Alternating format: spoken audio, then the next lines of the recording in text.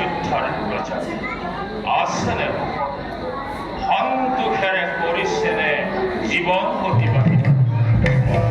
দেখিছে নেকি কেতিয়াবা কৰবাত কাৰোবাৰ অহেতুক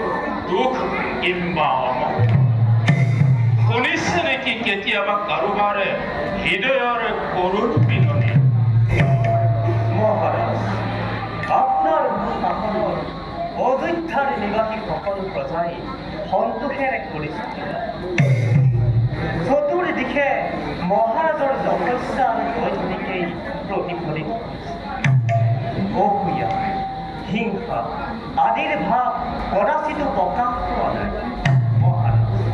সকলোৱে সন্তোষেৰে কৰিছে নিবাস মহাৰাজ আপোনাৰ প্ৰশংসনীয় দক্ষতাই প্ৰজাৰ মাজত আনি দিছে চিৰশান্তি অন্যায় অবিচাৰ পংকিলতাই দেখাকে দিব পৰা তথাপিতো মহাৰাজ ক্ষত্ৰিয়ৰ তেজ শৰীৰত থকাৰ কাৰণে ৰণ মতলীয়া মন্ত্ৰে কেতিয়াবা কোলাহল কৰিব অস্ত্ৰৰ জনজননী নুশুনিলে স্পন্দিত শৰীৰৰ স্পন্দন অনুভৱ নহ'লে কৰ্মহীনতাৰ বেদনাই কেতিয়াবা অতিষ্ঠ কৰি দিলে মহাৰাজ তথাপিতো অযোধ্যাৰ জয় তথা চিৰশান্তি সদায় কামনা মন্ত্ৰী আৰু সেনাপতি মহাৰাজ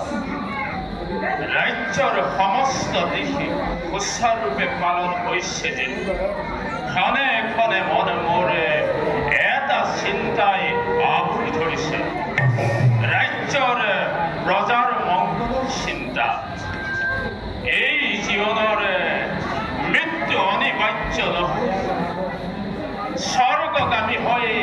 তাৰেই পৰমাৰ্থিকে উপায় চিন্তা কৰি আছো বাৰু মন্ত্ৰী আৰু সেনাপতি